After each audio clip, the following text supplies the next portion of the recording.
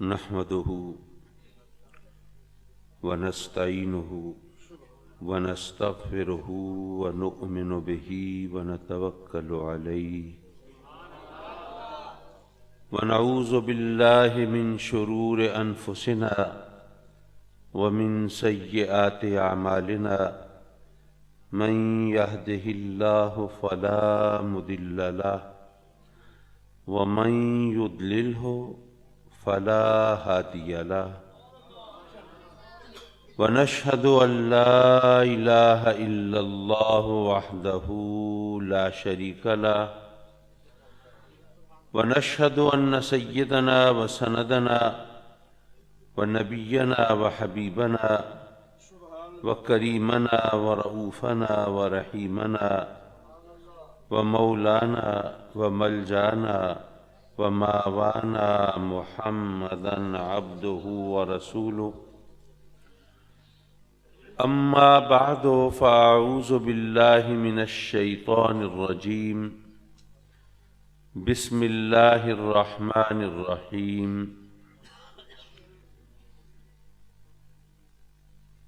لو أنزلنا هذا القرآن على جبل لرأيته خاشعا متصدعا من خشية الله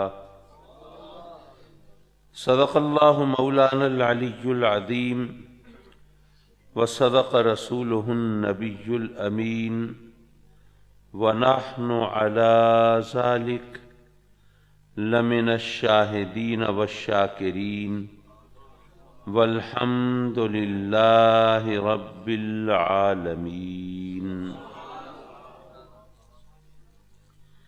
میر محفل صدر مجلس حضرت پیر سید سجاد حسین شاہ صاحب بخاری سیفی،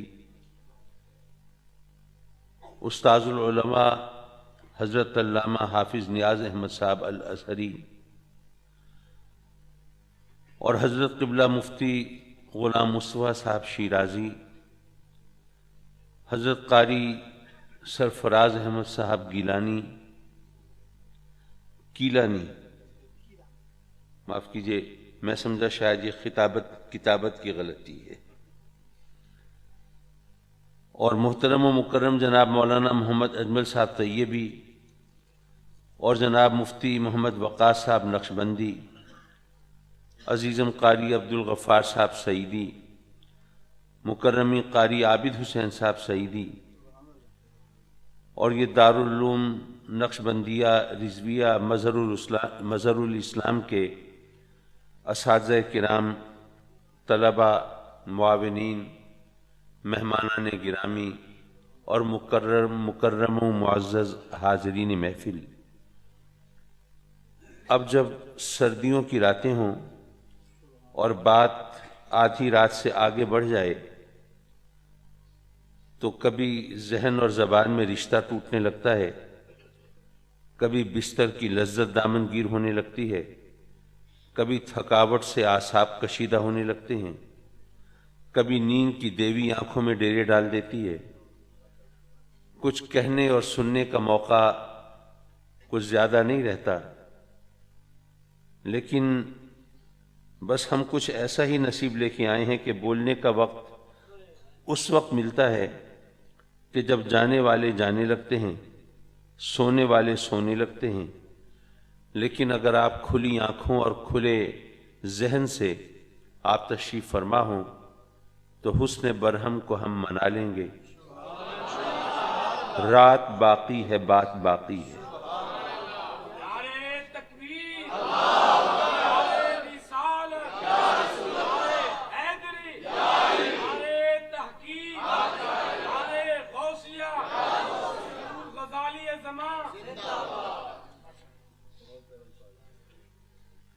حضرات مکرم، آج کی محفل کے دو عنوان ہیں، ایک تو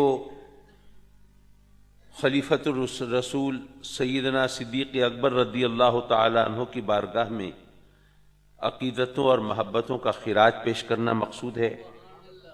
اس حوالے سے ابھی آپ نے ایک بہت ہی جاندار خطاب سماعت کیا ہے، اور دوسرا عنوان قرآن مجید کی عظمت و فضیلت کے حوالے سے ہے، اور ہر دو عنوان ایسے ہیں کہ جو اہل سنت کے لیے گویا اساس کی حیثیت رکھتے ہیں۔ اور میں چونکہ خاص طور پر فضیلت قرآن کے حوالے سے مجھے عنوان دیا گیا، تو میں اسی عنوان کے تحت دوسرے عنوان سے بھی کچھ انشاءاللہ استفادے کی کوشش کروں گا۔ حضرات مکرم، قرآن مجید رب کائنات کا لافانی اور لازوال کلام ہے۔ ہم تو مسلمان ہیں، ظاہر ہے قرآن کو کلام الہی مانتے ہیں، اور جو نہیں مانے وہ مسلمان ہو ہی نہیں سکتا۔ لیکن بہت سے لوگ شکوک و شبہات کا شکار بھی ہوتے ہیں۔ آج کل لوگ ایسے ہیں جو شک اور یقین کی سرحدوں پر اندھا بھینسا کھیلتے رہتے ہیں۔ خاص طور پر جو ینگسٹرز ہیں، جو نوجوان ہیں، وہ سوچتے ہیں اچھا مجھ سے کچھ تھوڑا سا زیادہ کھل کر گفتگو کر لیتے ہیں، کہتے ہیں جی ہمیں اندیشہ نہیں ہوتا کہ فوراً فتویٰ لگ جائے گا، بلکہ جو شکوک و شبہات ہیں ان کے ازالے کی کوشش ہوگی۔ تو مجھ سے کہنے لگے کہ جناب قرآن کو ہم اس حد تک تو مانتے ہیں کہ یہ وہی کتاب ہے، وہی کلام ہے جو آقا کریم صلی اللہ علیہ وسلم نے اپنے غلاموں کو کلام الہی کے طور پر عطا فرمایا، یہاں تک تو بات ٹھیک ہے، لیکن یہ واقعی اللہ کا کلام ہے یا نہیں ہے، اس کو ہم کیسے منوائیں گے؟ میں نے کہا کہ باقی تمام باتیں اپنی جگہ، میں ذرا اپنے حساب سے بات شروع کروں۔ دیکھیے، دنیا کی کوئی بھی کتاب اٹھا لیجئے اور کوئی بھی زبان لے لیجئے، یہ شاید جو ہمارے مروجہ طریقے ہیں تقریر کے، خطابات کے، دلائل کے، اس سے ہٹ کر میں بات کر رہا ہوں، اور ذرا ذائقہ مختلف ہوتا ہے تو بعض اوقات لذت کا سبب ہوتا ہے، اور بعض اوقات لوگوں کے لیے بیزاری کا باعث بھی ہوتا ہے۔ لیکن انشاءاللہ ذرا صبر اور حوصلے سے کام لیں گے تو کسی اچھے نتیجے پر پہنچیں گے۔ حضرات مکرم، دنیا کی کوئی بھی کتاب لے لیجئے، اس کے اوپر کچھ عرصہ گزرے، 100-200 سال گزرے، تو اس کی زبان پرانی ہو جاتی ہے، بہت سے الفاظ نامانوس ہو جاتے ہیں، obsolete، متروک ہو جاتے ہیں، فرسودہ ہو جاتے ہیں، بوسیدہ ہو جاتے ہیں۔ اسی وجہ سے پھر جب نئی فریش کتاب آتی ہے تو اس کی ضرورت محسوس ہوتی ہے۔ آپ دیکھ لیجئے دنیا کی ہر کتاب، اگر انگریزی زبان سے آپ کو شغف ہو تو اس میں شیکسپیئر کا نام ہر ایک جانتا ہے۔ شیکسپیئر کو گزرے تقریباً 450 سال گزرے ہیں۔ اب 450 سال گزر گئے، اب اس کا جو ورک ہے، خود انگریز بھی اس کو ڈکشنری کی مدد کے بغیر نہیں سمجھ سکتے۔ جن کی مادری زبان انگریزی ہے، وہ بھی جب تک کسی استاد کے سامنے زانوئے تلمس تہ نہ کریں، جب تک وہ ہیلپنگ بکس، جس کو ہم ماشاءاللہ ٹیسٹ پیپر اور فلاں فلاں کہتے ہیں، جب تک ایسی کتابوں سے وہ مدد نہ لیں، اور جب تک اساتذہ سے وہ خوشہ چینی نہ کریں، اس وقت تک وہ شیکسپیئر کو سمجھ نہیں سکتے، کیونکہ اس کے بے شمار الفاظ، وہ ایکسپریشن، وہ پیرایہ اظہار، وہ انداز، وہ بوسیدہ ہو گیا، متروک ہو گیا، پرانا ہو گیا، آج سمجھ میں نہیں آتا۔ اسی طرح آپ دیکھ لیجئے یونانی زبان میں ہومرز اوڈیسی، وہ کہتے ہیں کہ وہ ایسا شاہکار ہے جس کی مثال لانا ممکن نہیں، لیکن اب آج کے زمانے میں وہ بھی لوگوں کو سمجھ نہیں آتی وہ کیا ہے۔ آپ دور نہ جائیے، اردو کی طرف آ جائیے۔ اگر آپ اردو کے اولین شعراء کا کلام اٹھائیں، ولی دکنی کا، وہ تو لگتا ہے کہ پتہ نہیں کون سی زبان ہے۔ لیکن اتنی دور مت جائیے، دیوان غالب اٹھا لیجئے، اس میں آپ کو سینکڑوں الفاظ ایسے مل جائیں گے جو آج کے زمانے میں نہیں بولے جاتے، نامانوس ہیں۔ تو دنیا کی ہر کتاب اور ہر زبان اس پر 200-400 سال گزریں تو وہ نامانوس ہو جاتی ہے، پرانی ہو جاتی ہے، بوسیدہ ہو جاتی ہے، متروک ہو جاتی ہے۔ لیکن قرآن مجید کو نازل ہوئے 1500 سال گزر گیا۔ اب 1500 سال گزر گیا، لیکن یارو قرآن میں کوئی ایک لفظ تو ایسا دکھاؤ جو آج کے زمانے میں لوگ کہیں کہ یہ بوسیدہ ہے، متروک ہے، فرسودہ ہے، پرانا ہے۔ اسی طرح آپ یہ دیکھیے کہ دنیا کی کوئی بھی زبان جب اس پر کچھ فاصلہ گزرے تو اس کا مزاج بدل جاتا ہے۔ میرا خیال ہے آپ پنجابی بولنے والے لوگ زیادہ ہوں گے یہاں، تو آپ بتائیے کہ لاہور کی پنجابی اور پنڈی کی پنجابی میں فرق ہے کہ نہیں ہے؟ اور پھر امرتسر کی پنجابی میں اور سرگودھا کی پنجابی میں فرق ہے۔ اسی طرح اگر آپ سرائکی بولنے والے ہیں تو ریاست بہاولپور کی سرائکی، ملتان کی سرائکی اور ادھر ڈیرہ غازی خان کی سرائکی اور جھنگ کی جناتی سرائکی میں کچھ فرق ہے کہ نہیں ہے؟ اور اگر آپ اردو سے آپ کا تعلق ہے تو دلی کی اردو، لکھنؤ کی اردو، حیدرآباد دکن کی اردو اور پنجاب کی اردو، ان میں فرق ہے۔ اگر آپ انگلش لٹریچر کے طالب علم ہیں تو امریکن انگلش، برٹش انگلش، ادھر اگر آپ چلے جائیں on the other side of the globe, یہ آسٹریلیا کی English, New Zealand English, اس میں فرق ہے۔ تو دنیا کی ہر زبان اس پہ 200-300 میل گزریں تو زبان کا مزاج بدل جاتا ہے۔ ایک لفظ ایک علاقے میں کسی اور طرح اس کا مطلب سمجھ آتا ہے، دوسرے علاقے میں اس کا مطلب بدل جاتا ہے۔ لیکن عربی زبان کتنے بڑے علاقے میں بولی جاتی ہے اس کا پتہ نہیں، آپ کو کچھ اندازہ ہے یا نہیں ہے؟ پورے بر اعظم افریقہ میں تقریباً جو لینگویج آف ایکسچینج ہے، جو کمیونیکیشن کی زبان ہے، وہ عربی ہے۔ ہزاروں میل کی مسافت ہے درمیان میں، لیکن عربی قرآن کا کوئی ایک لفظ ایسا دکھائیں جو ایک ملک میں کچھ اور انداز سے سمجھا جاتا ہو، دوسرے علاقے میں کچھ اور انداز سے سمجھا جاتا ہو۔ ایسا نہیں ہے، حالانکہ باقی عربی الفاظ کے اندر یہ فرق ہے، لیکن قرآن کا کوئی ایک لفظ بھی ایسا نہیں جو پوری عرب دنیا میں یکساں طور پر نہ سمجھا جاتا ہو۔ تو یارو وہ کتاب جس پر نہ زمانہ اثر انداز ہو، نہ فاصلہ اثر انداز ہو، تو وہ ظاہر ہے کسی انسان کا کلام تو نہیں ہو سکتا، وہ یقینی طور پر اللہ کا کلام ہے۔ حضرات مکرم، آقا کریم حضور علیہ الصلوۃ والسلام اللہ کے آخری نبی ہیں، ختم نبوت پر ہمارا ایمان ہے۔ اچھا، نبی کی پہچان، نبی کی شناخت کیسے ہوگی؟ اگر فاران کی چوٹیوں سے آواز آ رہی ہے میں اللہ کا نبی، تو قادیان کے جنگلوں میں بھی کوئی بول رہا ہے میں بھی نبی۔ اب ایک عام آدمی کے پاس وہ کیا کرائٹیرین ہے، کیا معیار ہے، کیا یارڈ سٹک ہے، کیسے پہچانے یہ سچا ہے یہ جھوٹا ہے؟ تو علماء نے وضاحت کی، اسلام کے اصول بتائے کہ یاد رکھو جو سچا نبی ہے وہ معجزہ دکھائے گا، جھوٹا نبی کبھی معجزہ نہیں دکھا سکتا۔ معجزہ نبی کی پہچان ہے، اور یہ بھی بڑی خوبصورت بات ہے کہ نبی کی پہچان معجزہ کیوں ہے، یہ بھی سمجھ لیجئے۔ نبی پر ایمان لانا ہر ایک کے لیے ضروری ہے نا۔ ویسے تو لفظ مشکل تھا، لیکن میرا خیال ہے اب اتنا رگڑا جا چکا ہے کہ اب ہر ایک کو سمجھ آ جاتا ہے بھئی ایمان لانا نبی پر ہر ایک کے لیے ضروری ہے، کسی کو استثناء تو حاصل نہیں ہے نا، کسی کو ایگزمپشن نہیں ملی ہوئی، چاہے کوئی عالم ہے چاہے کوئی جاہل ہے، ہر ایک کو ماننا ہے، نبی پر ایمان لانا ہے۔ چاہے کوئی بڑا ذہین ہے، فتین ہے، جینیس ہے، یا کوئی کن ذہن ہے، غبی ہے، کم فہم ہے، نبی پر ایمان ہر ایک کو لانا ہے۔ جب نبی پر ایمان ہر ایک کو لانا ہے تو نبی کی پہچان ایسی ہونی چاہیے جس کے سامنے سب برابر ہوں، عالم یا جاہل ہونے سے فرق نہ پڑے، ذہین اور کم فہم ہونے سے فرق نہ پڑے۔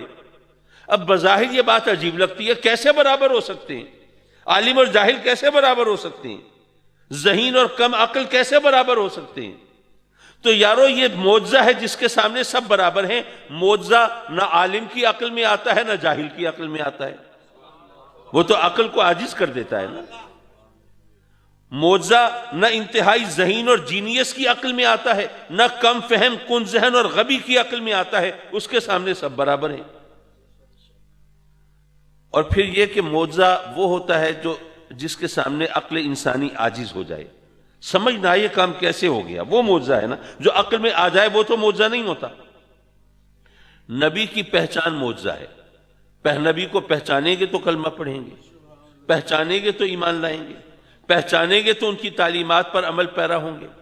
تو نبی کی پہچان جب معجزہ ہے تو معجزہ تو پہچان تو پہلا قدم ہے نا، پہلا مرحلہ ہے، یہ تو ابتدا ہے. تو نبوت کی ابتدا معجزے سے ہوتی ہے. تو یارو پتہ یہ چلا نبوت کی ابتدا وہاں سے ہوتی ہے جہاں عقل انسانی کی انتہا ہوتی ہے، کیونکہ معجزہ تو عقل میں آتا نہیں.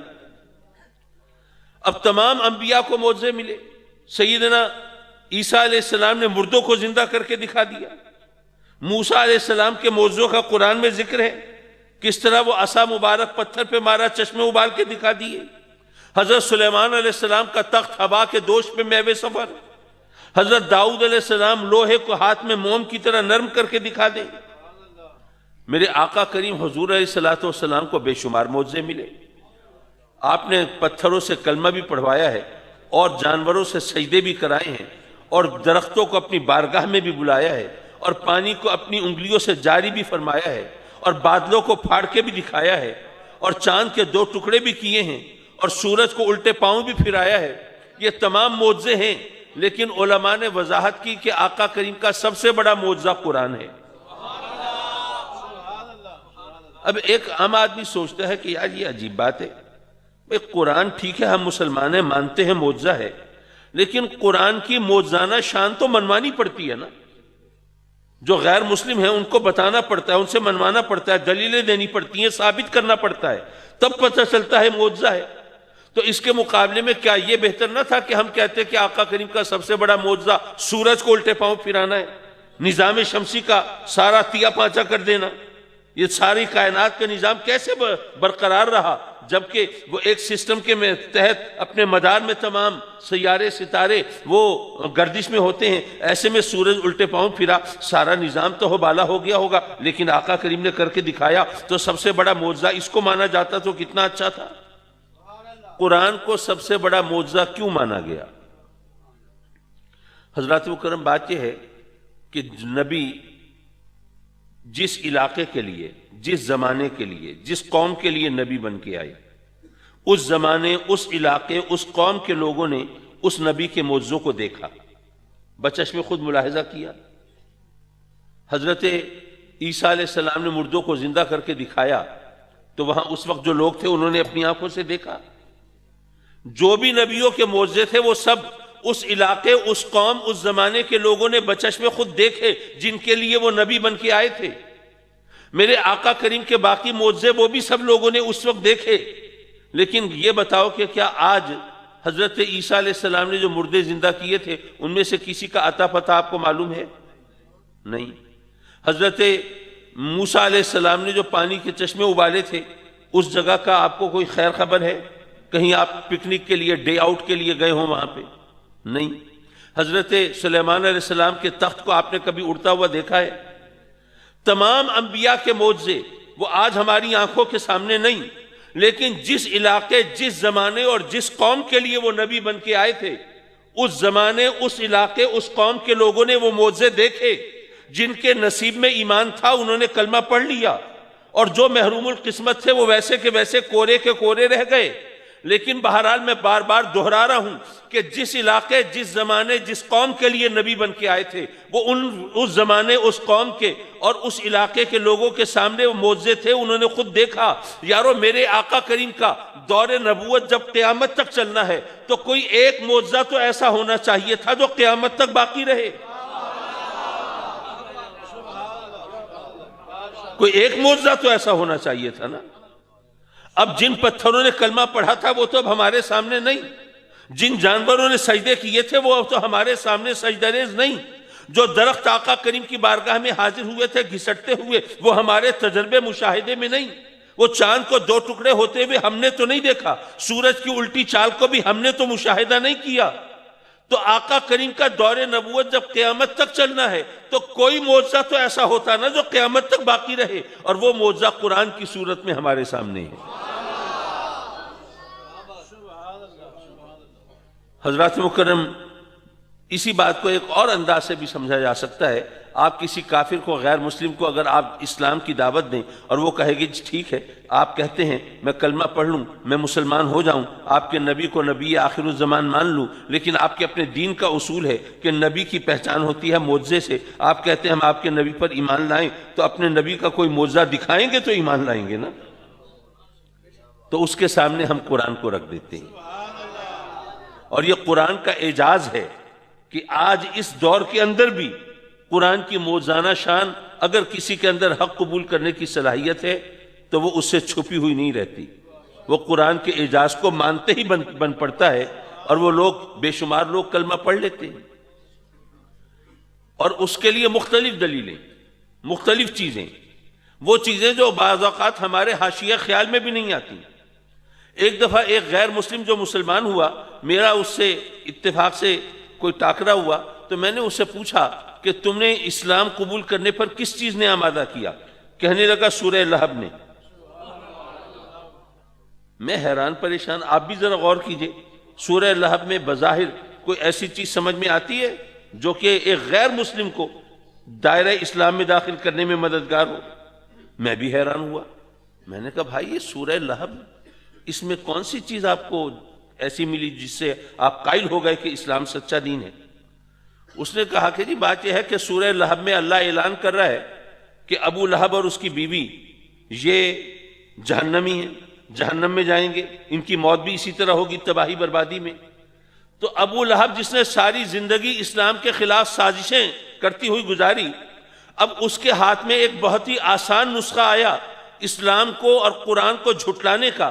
وہ اگر کلمہ پڑھ لیتا، مسلمان ہونے کا اعلان کر دیتا، تو سورہ لہب اور اس کے اندر جو وعید تھی وہ سب غلط ہو جاتی.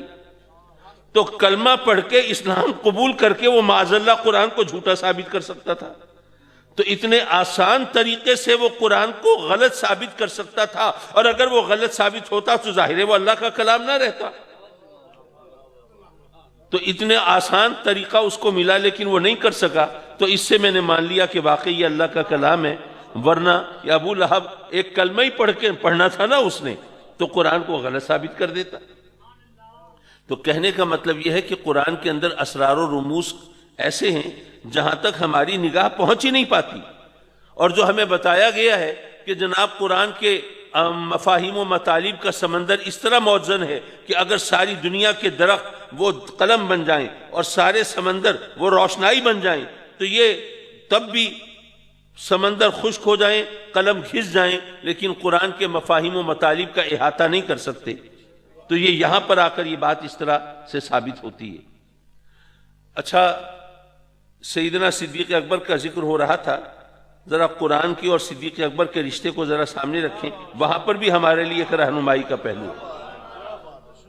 آپ جانتے ہیں کہ جب جنگ یمامہ ہو رہی تھی تو سیدنا عمر فاروق رضی اللہ تعالیٰ عنہ حاضر ہوئے صدیق اکبر کی خدمت میں اور عرض کی کہ جی اس مسیلمہ کذاب کے خلاف جو جنگ ہو رہی ہے اس میں اتنے حفاظ شہید ہو گئے، اور اگر یہ شہادتوں، حفاظ کی شہادتوں کا سلسلہ اسی طرح جاری رہا تو مجھے اندیشہ ہے کہ کہیں ہم قرآن کے بڑے حصے سے محروم نہ رہ جائیں. اس لیے آپ مہربانی کریں اور لوگوں کو حکم دیں کہ وہ قرآن کو جمع کرنے کا کام کریں تاکہ قرآن محفوظ رہے. اچھا، یہ سارا واقعہ تو آپ نے سنا ہوا ہے.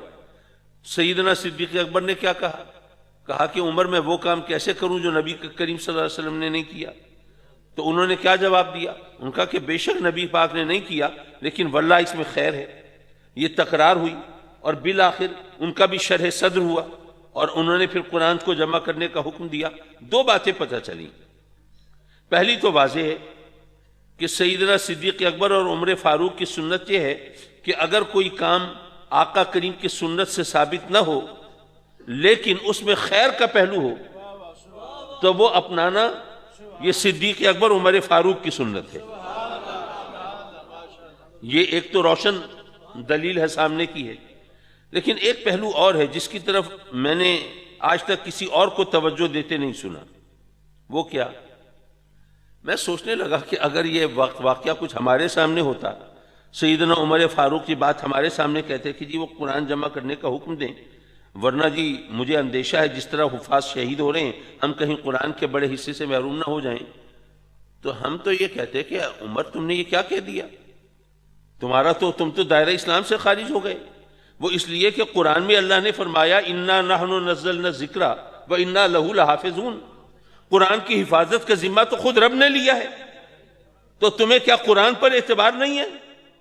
کیا تمہارا ایمان ناقص ہے؟ قرآن کہتا ہے میرا ذمہ ہے قرآن محفوظ رہے گا، اور تم کہتے ہو جی آپ فوراً جمع کرنے کا حکم دے ورنہ مجھے اندیشہ ہے کہیں ہم قرآن کے بڑے حصے سے محروم نہ رہ جائیں، دوبارہ کلمہ پڑھو، نکاح بھی دوبارہ کرواؤ، تم دائرہ اسلام سے خارج ہو گئے. سیدنا صدیق اکبر نے یہ بات تو نہیں کہی، بنتی تو تھی لیکن نہیں کہی. کیوں نہیں کہی؟ اس میں جو ہمارے لیے سبق ہے وہ ہمیں سمجھنا چاہیے، اور یہ سبق بہت اہم ہے. دراصل صدیق اکبر اور عمر فاروق نے ہمیں یہ بتا دیا اور جتا دیا کہ اے لوگوں یاد رکھو، جس کام کا ذمہ رب کائنات نے خود لیا ہو، جس کام کا ذمہ رب کائنات نے خود لیا ہو، وہ کام بھی رب کائنات لیتا اپنے بندوں سے ہے. وہ کام بھی اللہ تعالیٰ اپنے بندوں سے لیتا ہے، اور جن بندوں کو اس کام کی تکمیل کے لیے چنتا ہے یہ ان کا اعزاز ہوتا ہے، یہ افتخار ہوتا ہے، یہ ان کی بڑائی ہوتی ہے، یہ رب کی بارگاہ میں ان کا مقام ہوتا ہے. تو اس لیے ہمیں یہ سمجھ لینا چاہیے کہ ہم یہ معاملات اللہ کے سپرد کر کے، اچھا ویسے ماشاءاللہ ہم ہیں بڑے ہوشیار، رزق کا ذمہ اللہ نے لیا ہے نہیں لیا، لیکن وہاں پر تو ہم یہ نہیں سوچتے کہ جی اللہ نے رزق کا ذمہ لیا ہے ہمیں کچھ کرنے کی ضرورت ہی نہیں ہے. وہاں پر ہم ہوشیاری دکھاتے ہیں اور باقی کاموں کے سلسلے میں ہم یہی ٹیکنیک آزماتے ہیں، نہیں جی یہ تو اللہ نے اپنے ذمہ لیا ہے ہمیں کرنے کی کیا ضرورت ہے. حضرات محترم، قرآن مجید کی عظمت اور شان کے حوالے سے جو میں نے آیہ کریمہ آپ کے سامنے تلاوت کی اس پر بھی تھوڑا غور کیجئے. رب کائنات نے فرمایا کہ اگر ہم قرآن کو نازل فرماتے پہاڑ پر تو اے مخاطب تو دیکھتا کہ پہاڑ بھی ریزہ ریزہ ہو جاتا، پھٹ جاتا. کس چیز سے؟ کیا قرآن کے وزن سے؟ قرآن کے وزن کا انکار نہیں کرتا میں، وہ احادیث سے ثابت ہے. ایسی حدیثیں آپ نے سنی ہوں گی کہ آقا کریم صلی اللہ علیہ وسلم تشریف فرما ہے ایک اونٹنی پر، اتنے میں قرآن کی ایک دو آیتیں نازل ہوئیں تو دیکھنے والوں نے دیکھا کہ وہ اونٹنی جو ہے اس کی ٹانگیں چرنے لگیں جیسے اس پر اتنا وزن آیا ہے، اور وہ برداشت نہیں کر پائی اور تھک ہار کے بیٹھ گئی. تو قرآن کی ایک دو آیتوں کے نزول کا اتنا وزن تو پورے قرآن کا وزن کیا ہوگا. لیکن جو قرآن نے کہا اس نے یہ نہیں کہا کہ وہ قرآن کے وزن سے پہاڑ پھٹ جاتے، نہیں، من خشیت اللہ، اللہ کے خوف سے پھٹ جاتے. اور اگر آپ غور فرمائیں تو وزن سے پھٹ جانا یہ نسبتاً ہلکی بات ہے، خوف سے پھٹ جانا یہ بہت بڑی بات ہے. وہ کیوں؟ دیکھیے ہم یہاں بیٹھے ہیں ماشاءاللہ، یہ آپ نے بڑی پرشکو مسجد بنائی ہوئی ہے. اگر اس مسجد کے ستونوں کو، در و دیوار کو، یہ آس پاس مکانات کی دیواروں کو اگر آپ ڈرانے کی کوشش کریں، اس پلر کو ڈرائیں، سانپ آ گیا، بچھو آ گیا، یہ ڈریں گے؟ چلو سانپ بچھو کی کیا اوقات ہے، اگر کہیں شیر آ گیا، چیتا آ گیا، بھیڑیا آ گیا، ڈریں گے؟ چلو شیر چیتا بھی آپ تو سرکس میں رکھ لیتے ہیں، اگر اس کو کہیں کہ جناب وہ پولیس آ گئی، ایس پی آ گیا، آئی جی آ گیا، ڈریں گے؟ چلو ایس پی آئی جی وغیرہ بھی آج کل چھوٹے درجے کے ہیں، ان کو کہیں جی چیف جسٹس آ گیا، کیا ڈریں گے؟ نہیں ڈریں گے. کیوں؟ کیونکہ ان کے اندر وہ فہم نہیں، وہ فراست نہیں، وہ شعور نہیں، وہ صلاحیت نہیں کہ وہ اس خوف محسوس کر سکیں. خوف محسوس کرنے کے لیے تو کوئی شعور کا کوئی لیول چاہیے نا. تو جب تک وہ شعور نہ ہو، آگہی نہ ہو، جب احساس نہ ہو، اس وقت تک کیسے خوف ہو سکتا ہے؟ اور اللہ فرماتا ہے کہ اگر ہم قرآن نازل فرماتے پہاڑ پر تو پہاڑ بھی خشیت الہی سے، اللہ کے خوف سے پھٹ جاتا. یہاں پر دو چیزیں پتہ چلی. ایک چیز تو یہ پتہ چلی کہ قرآن جو ہے یہ اللہ کا کلام ہے نا، خالق کائنات کا کلام ہے. چونکہ یہ خالق کائنات کا کلام ہے اس لیے قرآن کا اثر تمام کائنات لیتی ہے. اللہ تبارک و تعالیٰ نے تمام کائنات کے اندر شعور کا ایسا درجہ رکھ دیا ہے جو اللہ کے کلام سے اثر قبول کرتا ہے، وہ خالق کائنات کا کلام ہے. یہاں پر دراصل ایک چیز کی وضاحت ہو رہی ہے، وہ میں جب تک وضاحت کی طرف توجہ نہ دلاؤں اس وقت تک بات بنتی نہیں. لوگ ہمیں کہتے ہیں کہ جی عجیب لوگ ہیں، بھئی قرآن تو آیا تھا ہدایت کے لیے، قرآن آیا تھا رہنمائی کے لیے، عمل کے لیے، انہوں نے قرآن دم درود کے لیے استعمال کرنا شروع کر دیا، جھاڑ پھونک کے لیے استعمال کرنا شروع کر دیا. یہ بھی کوئی بات ہے؟ تو قرآن کے ساتھ معاذ اللہ یہ کھلواڑ کر رہے ہیں. میں عرض کروں گا کہ یہ آیت دراصل اس اعتراض کا جواب ہے کہ اگر پہاڑ قرآن کے ذریعے اللہ کا خوف اس طرح محسوس کر سکتے ہیں کہ وہ ریزہ ریزہ ہو سکتے ہیں، تو اس کا مطلب یہ ہوا کہ قرآن سے اثر قبول کرنے کی صلاحیت اللہ نے پتھروں میں بھی رکھ دی ہے، پتھروں میں بھی رکھ دی. اس لیے اگر کوئی اللہ کا عارف بندہ ہے، یا اس کو ایک اور مثال سے سمجھاؤں تو شاید زیادہ آسان ہو جائے. دیکھیے آج کل تو آپ کے بریف کیس ہوں، سوٹ کیسز ہوں، تو ان کے اندر دوسرے لاک کے مقابلے میں جو نمبرز کے لاک ہوتے ہیں وہی ہر جگہ چلتے ہیں. اگر آج سے 200 سال پہلے آپ کسی کے پاس وہ ایسا سوٹ کیس لاتے جس پہ نمبروں کے لاک ہوتے اور اس کو کہتے کہ بھئی یہ ذرا سنبھال کے رکھنا اور اس میں تالا لگا ہوا ہے خیال رکھنا، وہ کہتا تالا لگا ہوا ہے تو چابی تو دو بھائی. آپ کہتے نہیں بھئی یہ نمبروں کا لاک ہے، وہ کہتا عجیب آدمی ہو، بھئی تالا چابی سے کھلتا ہے یا نمبروں سے کھلتا ہے؟ اس وقت تو یہ عجیب بات ہوتی نا، لیکن آج ہر ایک کو پتہ ہے. تو پتہ یہ چلا کہ اگر آپ کو کہیں نمبر کا لاک لگا ہو تو اگر آپ کو اس کا کمبینیشن معلوم ہو تو آپ اسے کھول سکتے ہیں، اور اگر نہ ہو تو پھر ساری زندگی وہ ہٹ اینڈ ٹرائی لگے رہیں، وہ نہیں کھول پائیں گے. تو کیا پتہ رب کائنات نے اس کائنات میں کس کس جگہ کیسے کیسے لاک لگائے ہوئے ہوں، اور کون سا لاک قرآن کی کون سی آیت سے کھلتا ہو. اور یہ ہمیں کیا پتا کون سی آیت یا کون سی سورت یا اللہ کا کون سا نام کتنی بار پڑھا جائے تو وہ نمبر کا لاک کھلے گا؟ ہمیں تو نہیں پتا. لیکن جو اللہ کے عارف بندے ہوتے ہیں جن کو پتا ہوتا ہے وہ پھر کسی کو بتا دیتے ہیں، ہاں بھئی یہ آیت اتنی بار پڑھو، یہ سورت اتنی بار پڑھو، اللہ کا یہ کلام اتنی بار پڑھو تو یہ لاک کھل جائے گا، تمہارا مسئلہ حل ہو جائے گا. تو اس لیے رب کائنات نے اگر کچھ لوگوں کے مسائل کا حل اس طرح. اچھا پھر یہ دم درود کا معاملہ ایسا نہیں ہے جو صرف عقیدت و محبت کے حوالے سے چلتا ہو، یہ ثابت ہے احادیث مبارکہ سے. ایک دفعہ ایسا ہوا کہ کچھ صحابی وہ محو سفر تھے. آج کل اگر آپ سفر کریں کہیں رات ہو جائے تو ظاہر ہے ہوٹلز ہوں گے، موٹلز ہوں گے، پیئنگ گیسٹ بھی آپ بن سکتے ہیں، مختلف ٹھکانے ہو سکتے ہیں. لیکن پرانے زمانے میں تو سب کچھ نہیں تھا. تو اس وقت کیا ہوتا تھا؟ اس وقت ظاہر ہے کہ یا تو آدمی خود جنگل میں اپنا خیمہ لگائے، یا اگر آبادی سے گزر رہا ہے تو آبادی میں وہ کسی کا مہمان بن جائے. اور عرب لوگوں کی مہمان نوازی وہ تو مشہور تھی. تو وہ صحابہ کرام جا رہے تھے تو ایک جگہ رات پڑی، 7 بستی تھی، وہاں پہ وہ ٹھہرے. تو انہوں نے دیکھا کہ وہ اب عرب لوگ ہیں، میزبانی تو کر رہے ہیں لیکن ان کے اندر وہ گرم جوشی نہیں ہے، وہ تپاک نہیں ہے. جس طرح مہمان کو وہ خوش دلی سے خوش آمدید کہتے تھے اور دل و جان سے خدمت کرتے تھے، جو عربوں کا انداز تھا وہ مفقود ہے. وہ بڑے حیران ہوئے. تو انہوں نے ذرا تجسس کا اظہار کیا تو بستی والوں نے کہا کہ جی بات یہ ہے کہ ہمارا جو سردار ہے نا بستی کا، وہ بڑا اچھا آدمی ہے، بڑا ہم لوگوں کا غمخوار ہے، ہمارا دکھ درد بانٹنے والا اور کوئی حاکمانہ روب جمانے والا نہیں ہے، بلکہ ہمارے زخموں پہ مرہم رکھنے والا ہے. تو اس کا اکلوتا بیٹا ہے جس کو سانپ نے ڈس لیا ہے.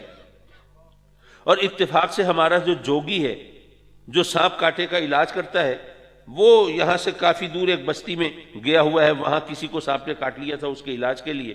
اور وہ پرانا زمانہ تھا، کوئی موبائل وغیرہ نہیں ہے، کوئی فیس بک، کوئی واٹس ایپ کی کوئی آپشن موجود نہیں ہے. اب کیا کریں؟ وہ جب آئے گا اس وقت تک تو یہ جوان بچتا نظر نہیں آ رہا. تو اس لیے پریشان ہے. اب ہمارا محبوب وہ سردار ہے اور اس کا اکلوتا بیٹا ہے اور وہ زندگی موت کی کشمکش میں ہے. ایسے میں اگر ہم آپ کا زیادہ خوش دلی سے، زیادہ تپاک سے اگر آپ کی میزبانی نہیں کر پا رہے تو آپ محسوس مت کیجیے گا. صحابیوں نے کہا اچھا بھائی ذرا اس نوجوان کے پاس ہمیں بھی لے چلو. کہ اچھا ٹھیک ہے، مہمان کی خواہش تھی، لے چلے۔ اب دیکھا تو وہ خوبصورت جوان ہے، لیکن سانپ کے اثر سے وہ بیچارہ بے ہوش پڑا ہے، کچھ نہیں پتا کب رخصت ہو جائے۔ تو ایک صحابی نے کہا اچھا ایسا کرو، ایک پیالہ لاؤ پانی کا۔ انہوں نے مہمان کی خواہش تھی، پیش کر دیا۔ انہوں نے اس پہ نہ جانے کتنی بار وہ سورہ فاتحہ پڑھی، دم کی، اور کہا کہ پانی اس کو پلا دو۔ انہوں نے مہمان کی دلجوئی کے لیے، حالانکہ انہوں نے دیکھا کہ اس میں کوئی دوائی نہیں ڈالی، کچھ نہیں کیا، کوئی جڑی بوٹیاں ہوتی، کوئی گھول کے اس میں رکھا ہوتا تو چلو ان کے اندر کچھ توقع ہوتی، لیکن پھونک ماری ہے، چلو مہمان کی دلجوئی کے لیے انہوں نے پانی پلا دیا۔ پانی پلایا تو حیرت سے دیکھتے ہیں کہ وہ تو اٹھ کے بیٹھ گیا نوجوان، اللہ نے اس کو شفا دے دی۔ اب جب انہوں نے یہ منظر دیکھا تو ظاہر ہے کہ ذرا سوچیے ان کی خوشی کا عالم کیا ہوگا، اور انہوں نے کس انداز سے پھر ان کی پذیرائی کی ہوگی، مہمان نوازی کی ہوگی۔ وہ تو ایک رات کے لیے ٹھہر رہے تھے، انہوں نے تو ہفتہ بھر ٹھہرایا زبردستی، ایسے کیسے جانے دے سکتے ہیں؟ خدمت کرنی ہے ہمیں، اور جب ہفتہ بھر خدمت کر کے خاطر کر کے جب چلے ہیں تو تحفے تحائف سے لاد دیا، نہ جانے کتنی بکریاں اور کیا کیا چیزیں ان کو دے دیں۔ اب وہ سب چیزیں لے تو لیں، لیکن اب وہ تردد ہے کہ پتہ نہیں یہ چیزیں ہمارے لیے جائز ہے نہیں ہے، حلال ہے نہیں ہے۔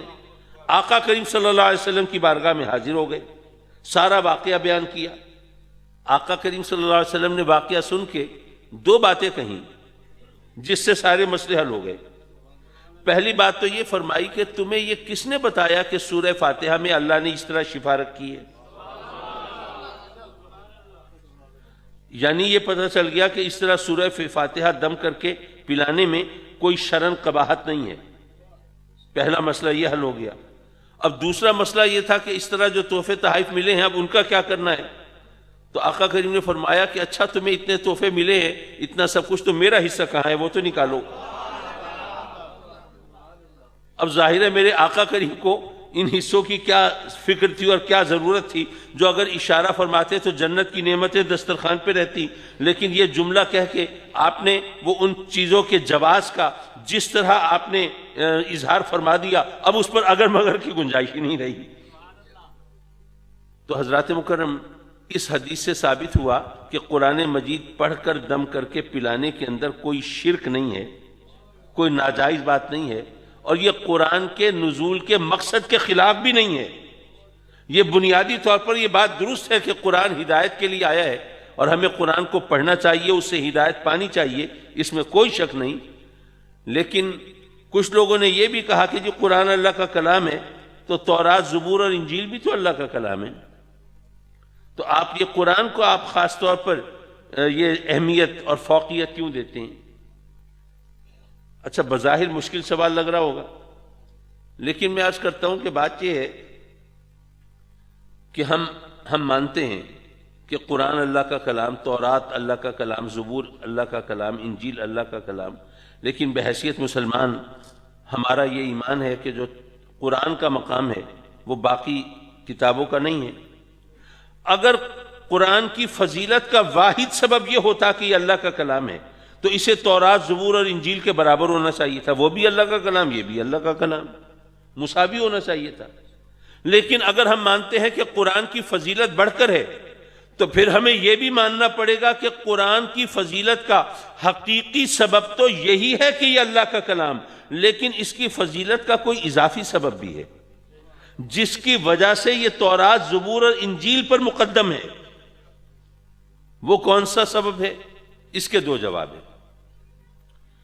پہلی بات تو یہ ہے کہ اگر آپ ماشاءاللہ بڑا اچھا مجمع ہے، اس میں پڑھے لکھے لوگ موجود ہیں، کوئی میڈیکل سائنس سے تعلق رکھنے والا مثلا کوئی ہو، یا جیسے وکالت کے شعبے سے، قانون کے شعبے سے تعلق رکھنے والے دوست ہوں، تو وہ کوئی کتاب خریدنے جائیں تو ظاہر ہے کہ وہ کوئی ایسی کتاب لیں گے جو کہ لیٹسٹ ایڈیشن ہو، تاکہ جو بھی ترامیم ہوئی ہیں ان کے مطابق وہ کتاب ان کے ہاتھ میں آئے نا۔ ورنہ وہ وکیل صاحب پرانی کتاب لے لیں تو نئی قانون سازی ہوئی ہے وہ تو اس میں ہوگی نہیں، تو وہ اس سے صحیح فائدہ نہیں اٹھا سکیں گے۔ اسی طرح اگر میڈیکل سائنس میں کوئی پرانی کتاب لی تو جو نئی تحقیق ہوئی ہے، جو نئی ریسرچ ہوئی ہے، جو نئی چیزیں آئی ہیں وہ تو اس کتاب میں نہیں ہوں گی، تو وہ تو اس سے فائدہ نہیں اٹھا سکیں گے۔ تو جو لیٹسٹ ایڈیشن ہے وہی سب سے زیادہ مفید ہوتا ہے۔ تو یارو تورات، زبور، انجیل یہ اللہ کا کلام ہے، لیکن اللہ کے کلام کا لیٹسٹ ایڈیشن تو قرآن ہے نا، تو ہمیں اس سے فائدہ اٹھانا چاہیے۔ اچھا، یہاں پر ایک بہت ہی ویلڈ آبجیکشن، بڑا جاندار اعتراض یہ ہو سکتا ہے کہ جی بات یہ ہے کہ جو آپ کہہ رہے ہیں قانون کی یا میڈیکل سائنس کی کتابوں کی مثال دے رہے ہیں، وہاں تو یہ ہے نا ریسرچ ہوتی ہے، نئے نئے چیزیں سامنے آتی ہیں اور لوگ پہلے وہ نہیں جانتے ہوتے، پھر وہ جان جاتے ہیں، پھر وہ شامل ہو جاتی ہیں کورس میں۔ تو کیا اللہ بھی کچھ چیزیں نہیں جانتا تھا پھر اس نے نئی کتابوں میں شامل کر دی؟ ورنہ پھر قرآن کے لیٹسٹ ایڈیشن ہونے کا کیا مطلب ہے؟ اس کا بڑا سیدھا سادہ جواب یہ ہے، ایک مثال کے ذریعے سمجھاؤں تو شاید آسان رہے۔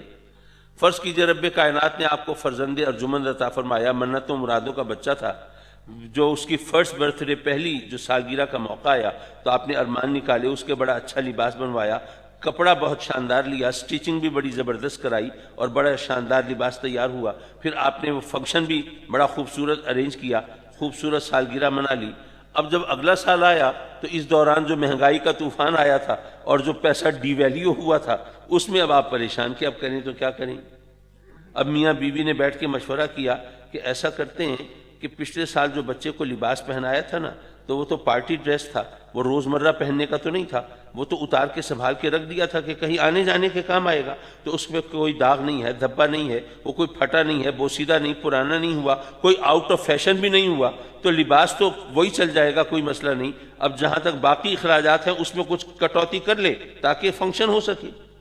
آپ نے کہا یہ تو بڑا اچھا ہے، چلو بھئی ذرا پرانا وہ جو پچھلے سال کا جو لباس ہے ذرا نکالو، ذرا دیکھو۔ اب جب وہ لباس نکال کے دیکھا، لباس تو بالکل صحیح ہے، شاندار ہے، لگتا ہے کہ بس ابھی ابھی تیار ہو کے آیا ہے، لیکن جب بچے کو پہنایا تو اسے آتا ہی نہیں۔ ایک سال گزر گیا نا، بچہ بڑا ہو گیا، اب لباس میں تو کوئی خرابی نہیں، لیکن بچہ بڑا ہو گیا تو اب تو وہ کام کا تو نہیں رہا نا لباس۔ ہاں، اگر بچہ اس عمر کو پہنچ جائے جب اس کی آگے فردر گروتھ نہیں رہتی، تو اس ہائٹ کو، اس قد کو، اس جسامت کو اٹین کرنے کے بعد پھر جو اس کا لباس بنایا جائے تو وہ پھر کئی سال چل سکتا ہے، جب تک کہ وہ پھٹے نہیں، بوسیدہ نہ ہو، ٹھیک ہے نا؟ تو یارو رب کائنات نے جو شریعت عطا فرمائیں، جو کتابیں نازل فرمائیں، وہ عقل انسانی کے لباس کے مترادف تھیں۔ جیسے جیسے عقل انسانی وہ پختہ ہوتی گئی، شعور کے مراحل طے کرتی گئی، ریولوشن، اس کا ارتقاء کا مرحلہ طے ہوا، ویسے ویسے احکام آتے رہے۔ لیکن جب عقل انسانی اپنے شعور کی انتہا کو پہنچی، اس قد کو پہنچ گئی کہ اب اس میں اضافہ نہیں ہے، تو پھر وہ لباس ملا جس میں اب تبدیلی کی ضرورت نہیں ہے۔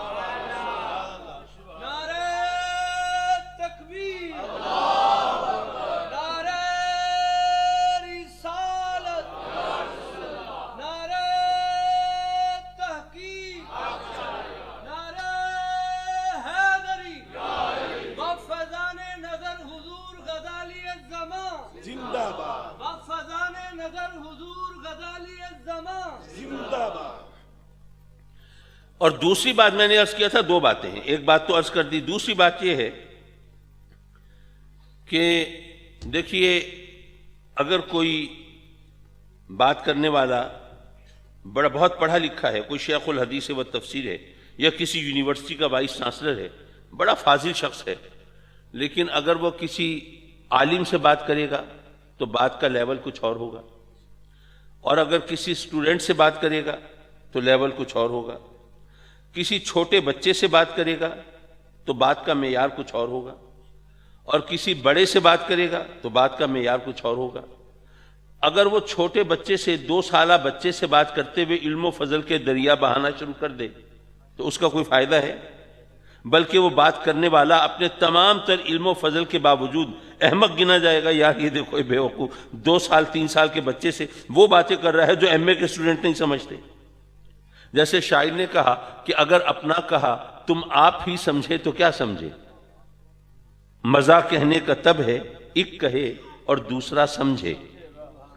تو اس کا مطلب یہ ہوا کہ بات کرنے والا کتنا عالم و فاضل کیوں نہ ہو، لیکن اگر وہ ساتھ ہی وہ سینسیبل ہے، باہوش ہے اور صحیح بصیرت رکھتا ہے، تو پھر وہ اپنے مخاطب جس سے بات کر رہا ہے اس کے لیول پر آ کر بات کرے گا. بچے سے بات کرے گا کچھ اور ہوگی، بڑے سے کرے گا کچھ اور ہوگی، عالم سے کرے گا کچھ اور ہوگی، جاہل سے کرے گا کچھ اور ہوگی. بات کا معیار بدل جائے گا اس کے مخاطب کی حیثیت کے حوالے سے. تو یارو تورات، زبور اور انجیل بھی اللہ کا کلام، قرآن بھی اللہ کا کلام. فرق یہ کہ تورات، زبور اور انجیل اللہ کا کلام ہے دیگر انبیاء سے، اور قرآن اللہ کا کلام ہے امام الانبیاء سے.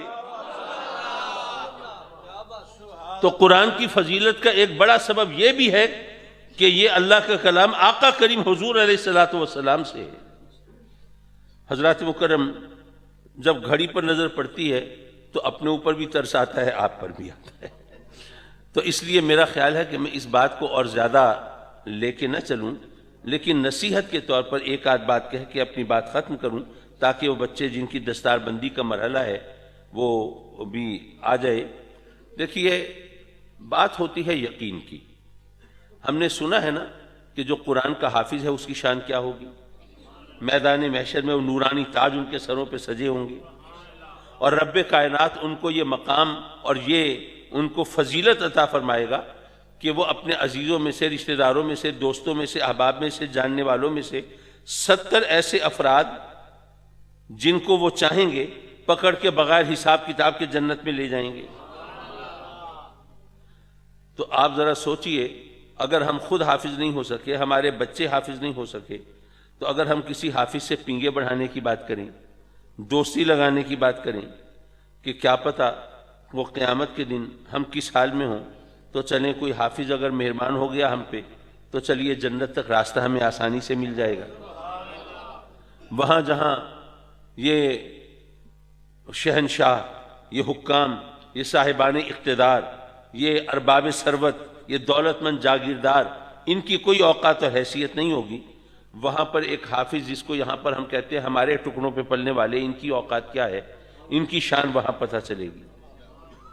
تو اگر ہم ان کی شان کو سمجھ لیں تو پھر اگر ہم ان کی عزت کریں، ان سے پینگے بڑھائیں، ان کی توقیر کریں اور قرآن کے حوالے سے ان کو مقام مرتبہ عطا فرمائیں، تو رب کائنات کی رحمتیں نہ جانے کس بہانے سے ہمارے شامل حال ہو جائیں. حضرات مکرم، بات ہے یقین کی. مجھے اللہ نے اپنے کرم سے 2 بیٹے عطا فرمائے ہیں. تو چھوٹے بیٹے نے مجھے کوئی 3-4 دن پہلے ایک بات کہی، مجھے بہت خوبصورت لگی. میں نے کہا چلیے میں آپ کے ساتھ بھی شیئر کر لوں.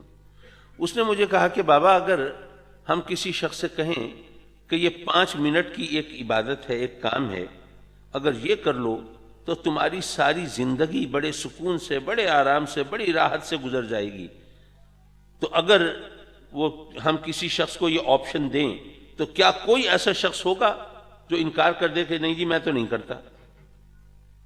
جب اس کو پتہ چلے کہ 5 منٹ کی عبادت کے صلے میں ساری زندگی آرام سے گزر جائے گی تو ہر ایک دوڑ کر وہ سہولت لینا چاہے گا کہ بھئی میں 5 منٹ کی عبادت کر لو بھئی. مجھ سے کہنے لگا کہ بابا، جب ہر ایک یہ موقع اس سے فائدہ اٹھانا چاہے گا تو آخرت کی جو زندگی ہے وہ تو ہمیشہ رہنے والی ہے. اب ہمیشہ رہنے والی زندگی کے مقابلے میں یہ جو دنیا کی زندگی ہے، اس کی تو اتنی اوقات بھی نہیں ہے جتنی اس دنیا کے اندر 5 منٹ کی ہوتی ہے. بھئی وہ تو ہمیشہ رہنے والی زندگی ہے، وہاں پر لاکھوں کروڑوں کیا اربوں برس کی بھی کوئی حیثیت نہیں، کیونکہ وہ تو ہمیشہ چلے گی. تو اس ہماری دنیا کی زندگی میں تو 5 منٹ کی پھر بھی کوئی حیثیت ہے، لیکن جو ہمیشہ رہنے والی زندگی ہو اس کے مقابلے میں یہ 50 60 70 80 90 سال کی کیا حیثیت ہے، اس کی تو کوئی بھی اوقات نہیں. تو بچہ مجھ سے کہنے لگا کہ بابا، اگر ہم اس زندگی میں 5 منٹ لگا کے ساری زندگی کی سہولت و آرام لے سکتے ہیں اور اس سے کبھی پیچھے نہیں ہٹیں گے، تو ہمیں بتایا گیا کہ اگر تم یہ زندگی اللہ کی مرضی کے مطابق گزار لو تو آخرت کی ساری زندگی عیش و عشرت میں گزر جائے گی، جنت میں گزر جائے گی. تو ہم اس پر یقین کیوں نہیں کرتے؟ اب یہ بات مجھے واقعی ایسی لگی، میرا جی چاہا کہ میں دوستوں تک پہنچاؤں، نہ جانے کس کی سمجھ میں بات آ جائے اور کس کی بگڑی سنور جائے اور کس کے لیے سودا نفع بخش بن جائے. اور صرف ایک بات نصیحت کی ہو رہی تھی تو وہ میں کرتا چلوں. آپ جانتے ہیں کہ آج کل نصیحت کرنا بھی کوئی آسان کام نہیں ہے. کسی کو نصیحت کرتے ہیں تو الٹا تقریریں سننے کو ملتی ہیں. کسی کو کہے نا خدا کا خوف کرو بھائی، برائی سے بچو، اچھائی کا راستہ اختیار کرو، حرام سے بچو، حلال پہ گزارا کرو، لوگ کہتے ہیں جی آپ کو بڑا شوق ہے نصیحتیں کرنے کا، اچھائی پہ اچھائی کرو، برائی سے بچو، اور حرام سے بچو، حلال پہ گزارا کرو۔ آپ کو پتہ ہے تنخواہ میں تو روٹی پوری نہیں ہوتی، کپڑا کہاں سے آئے گا؟ بچوں کے اخراجات، ان کی فیس وغیرہ، یہ سب پوری کیسے کریں گے؟ اچھا جی چلو میں بچ گیا برائی سے، تو کیا دنیا کا ماحول بدل جائے گا؟ کیا برائی ختم ہو جائے گی؟ ہر طرف تو برائی ہے، ہر طرف گناہ ہے، ہر طرف بدکاری ہے، ہر طرف حرام خوری ہے۔ آپ کھڑے ہیں میرے اوپر ڈنڈا لے کے، تو برائی سے بچ جا، بھئی کیا فرق پڑتا ہے، میں نے بھی اگر کر لی؟ لوگ یہی کچھ کہتے ہیں، اور بظاہر اس کا جواب سمجھ میں نہیں آتا، لیکن اس کا جواب ایک حکایت میں ہے۔ کہتے ہیں کہ جب نمرود نے آگ دہکائی، الاؤ بھڑکایا، اور معاذ اللہ سیدنا ابراہیم علیہ السلام کو وہ اس میں جھونکنا چاہتا ہے، کتنا بڑا الاؤ تھا، علماء نے شاید بتایا ہو کتنا عرصہ تو اس کے لیے لکڑیاں جمع کی جاتی رہی کہ آگ جلانی ہے، اور جب وہ جلائی گئی تو شعلوں کی بلندی کا عالم یہ تھا کہ اس کے اوپر سے پرندے پرواز نہیں کر سکتے تھے۔ حکایت یہ ہے کہ ایک بلبل چلی چونچ میں پانی لے کے، کسی نے پوچھا کہ بی بلبل کہاں جا رہی ہو؟ اس نے کہا میں وہ نمرود کی آگ بجھانے جا رہی ہوں۔ ظاہرہ مذاق تو اڑنا تھا، لو جی یہ بے وقوف پاگل سودائی، ان کی عقل دیکھو، وہ آگ جہاں پانی کے حوض پلٹ دیے جائیں فرق نہ پڑے، یہ چونچ میں پانی لے کے جا رہی ہیں، آگ بجھانے جا رہی ہوں، بالکل ہی عقل سے پیدل ہے۔ اس بلبل نے جو جواب دیا وہ ہم سب کے لیے مشعل راہ ہے۔ اس نے کہا کہ میں بے وقوف اور پاگل نہیں ہوں، مجھے پتہ ہے کہ پانی کے چند قطرے اس آگ کا کچھ نہیں بگاڑ سکتے، یہ تو وہاں پہنچ بھی نہیں پائیں گے، پہلے ہی بھاپ بن کے اڑ جائیں گے، ان کی کیا حیثیت اور اوقات ہے۔ لیکن بات یہ ہے کہ بعد میں فہرست بنے گی وہ کون تھے جو آگ لگانے والے تھے اور وہ کون تھے جو آگ بجھانے والے تھے۔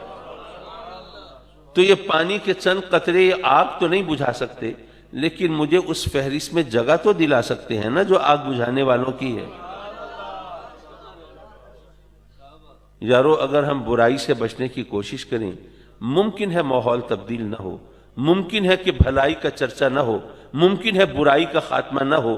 ویسے تو میرا یقین ہے فرق پڑتا ہے، چراغ سے چراغ جلتے ہیں، لیکن چلو ایک لمحے کو مان لیا کہ فرق نہیں پڑے گا، تو یارو فرق نہیں پڑے گا تو دنیا کو نہیں پڑے گا، ہمیں تو پڑے گا نا۔ وہ فہرست بنے گی وہ کون تھے جو برائی پھیلانے والے تھے اور وہ کون تھے جو اچھائی کے نیکی کے چراغ جلانے والے تھے۔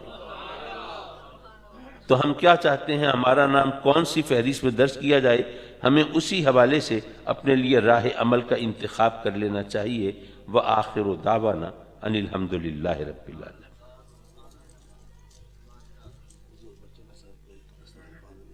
جی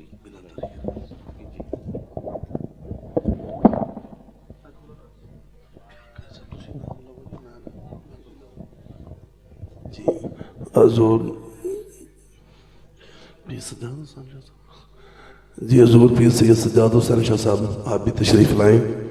استاذ العلماء علامہ نیاز احمد الازہری صاحب آپ ہی اوپر تشریف لائیں، یہ بچوں کے سر پہ دستار باندھنی ہے۔ تو میں سب سے پہلے ریکویسٹ کروں گا جتنے حفاظ کرام ہیں یہاں پہ تشریف لائیں، ان کے والدین بھی کوشش کریں ان کے ساتھ ساتھ اس سائڈ پہ آ جائیں، یہ بائیں دائیں سائڈ پہ آ جائیں۔ استاد اپنا جو بچے حفاظ کرام ہیں ان کے والدین ہیں، سب سے پہلے حافظ محمد تحلیل، حافظ محمد تحلیل وہ آئیں اور اپنے دستار سر سے، ان کے والد محترم ہیں محمد ابرار احمد سیفی صاحب، ابرار احمد سیفی صاحب، محلہ دار السلام، محلہ دار السلام۔ آپ ادھر ہیں صاحب، آپ بھی ادھر چلے جائیں۔ محترم جناب پیر سید سجاد حسین شاہ صاحب بخاری آپ بھی ساتھ ہوں، استاذ العلماء علامہ نیاز احمد اظہری صاحب آپ بھی ساتھ ہوں۔ یہ پہلا سٹوڈنٹ ہے محمد تحلیل جس کے سر پہ دستار باندھی جا رہی ہے، اور دستار باندھ رہے ہیں پیر سید سجاد حسین شاہ صاحب بخاری، اور دوسرا سٹوڈنٹ ہے ہمارا عمار الحسن، وہ ہیں اور ان کے والد محترم ہیں تو وہ بھی ساتھ آ جائیں. یہ ساتھ ادھر ہی کھڑا ہو. ساتھ قرآن پاک کا تحفہ بھی جو ہے وہ ان کو بطور انعام دیا جائے گا. محمد تحلیل کدھر ہے؟ محمد تحلیل کو قرآن پاک کا جو نسخہ ہے وہ بھی بطور گفٹ عطا کیا جائے گا. یہ ہمارے آج کے مہمان خصوصی حضرت علامہ حامد سعید کاظمی صاحب، آپ قرآن پاک کا نسخہ بھی بچوں کو ساتھ ساتھ عنایت فرمائیں گے. ہمارے علماء کرام جو ہیں وہ بھی اس دستار بندی میں ساتھ ساتھ شرکت فرمائیں. حضرت علامہ قاری عاشق حسین چشتی صاحب، محترم جناب محمد طالب صاحب، آپ بھی ساتھ ساتھ تشریف لائیں. کچھ نہ کچھ قرآن پاک کو ہاتھ لگائیں، ان بچوں کو آ جائیں. محمد ضیاء الاسلام، محمد ضیاء الاسلام، محلہ خیرات پورہ. ضیاء الاسلام کے علاوہ آگے کون ہے؟